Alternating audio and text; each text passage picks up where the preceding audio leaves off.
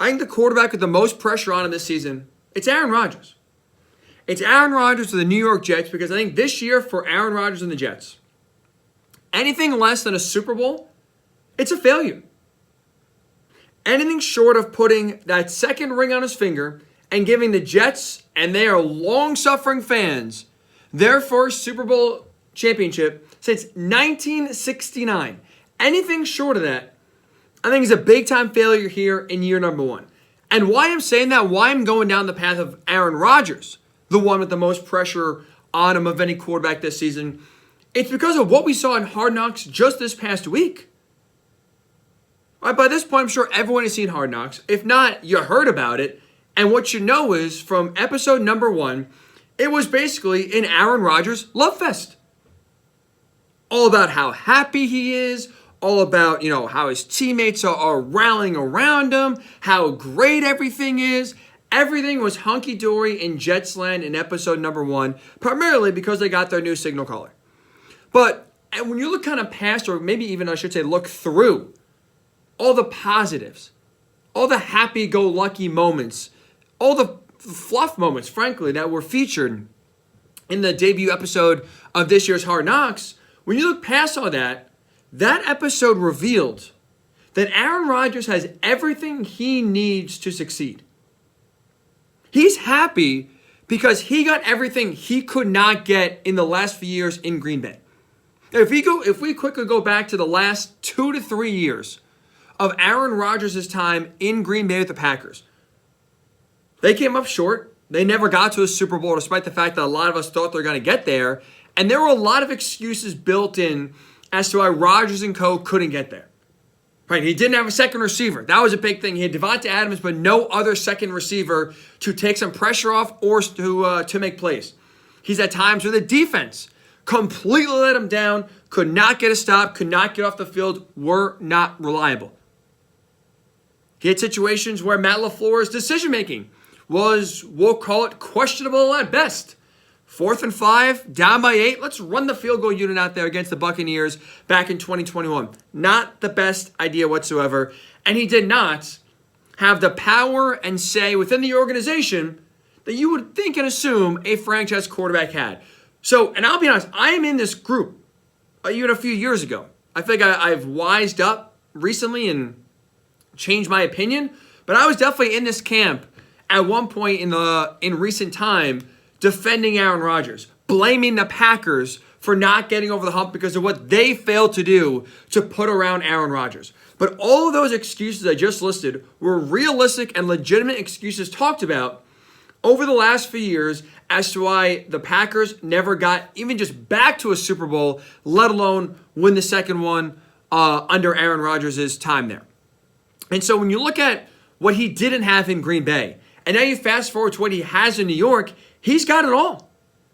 He has everything he needs on paper in order to win a Super Bowl this year, which is why, to me, anything short of that is an absolute failure. Look at Hard Knocks. He's got the weapons he wants, and he's got the weapons he needs to succeed. You have the reigning Offensive Rookie of the Year in Garrett Wilson, a guy who Rodgers compared to number 17, a.k.a. Devonta Adams, and showing shades already of his greatness. So this is a guy that is getting high praise, even though he's only year number 2, and the 2 quarterback wide receiver, they've only worked together for now a few months, being new teammates, but already Garrett Wilson is getting high praise and big-time compliments from his brand new teammate in Rodgers. You have guys that you're friends with, right? Because we know with Rodgers, he is someone who needs to be insulated with friends. Sometimes he'll sacrifice better players in order to have his guys around, his crew around him. And what did the Jets do? Signed Allen Lazard, signed Randall Cobb. Brought his guys from Green Bay now over to the Jets to make sure that Rodgers doesn't have the excuse of he doesn't feel comfortable, doesn't have his guys around him. So you got Garrett Wilson, you got your guys from Green Bay. You have an organization that has already been on the forefront of talking about how they are willing to do whatever it takes to win a Super Bowl. And Aaron Rodgers, to his credit, in giving back $35 million, in taking that massive pay cut in order for the Jets to be able to bring in extra talent and add to the team as they see fit going into the season, they have absolutely been on board of, hey, we'll do whatever it takes. We'll spend the money. We'll add to make sure this team is ready to go and in the best position possible to win a Super Bowl this year. So you got everything you need on offense to succeed. You have one of the best defenses in the league on your team now. You look at the Jets last year, they didn't make the playoffs, right? And a lot of it was because of the quarterback situation that was in flux. But their defense last year, 4th in total defense, 4th in points per game allowed. They are legit. They are legit. So you got the defense you need to win. You got the weapons around you that you need to win. You got your friends that you need to feel comfortable with. You have say in the organization. I mean, did you watch on Tuesday night? Everyone in that organization, players, coaches, executives, bowing down, genuflecting to Aaron Rodgers. I mean, Woody Johnson's about to give him a hug and say, thank you. You are saving me.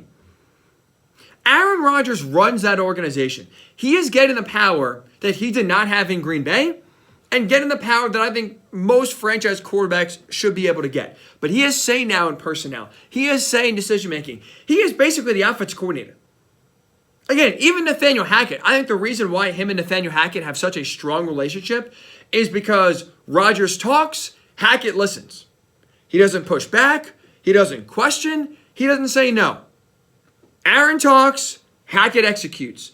I want to run this. You got it, Aaron. I want this guy playing more. You got it, Aaron. Whatever Aaron Rodgers wants, Nathaniel Hackett is there to placate and say, yes, Aaron. You got it, Aaron. No problem, Aaron. That's the only time the word no, I'm sure, is used in Hackett's lexicon when talking to Rodgers is no, not no in general, no problem. That's it. So Rodgers is basically the assistant GM for the Jets.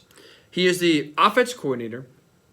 And he is someone now who has all the pieces you need in order to win a Super Bowl.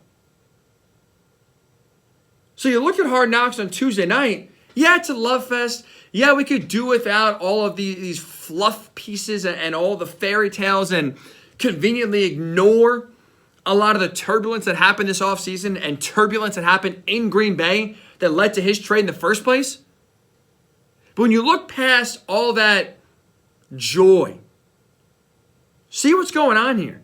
See that for the first time in a long time, now number 8 has everything he needs in order to win a Super Bowl. There is no excuse. There is no excuse whatsoever. Which is why for me, looking at this year, anything short of a Super Bowl victory for the Jets is a failure. They brought Aaron Rodgers in to win a Super Bowl. Not to end the longest playoff drought currently right now in the NFL. They've not been in the playoffs since 2010. That's not what they brought him in here for. You could have brought Derek Carr in for a whole lot less money to do the same thing if you just want to get to the playoffs. They didn't bring Rodgers in to win a playoff game. You're not bringing a 39-year-old quarterback in with a young roster to just win a playoff game. You are bringing him in to be that finishing piece, to win a Super Bowl. I think anything short of that should be and will be considered a failure.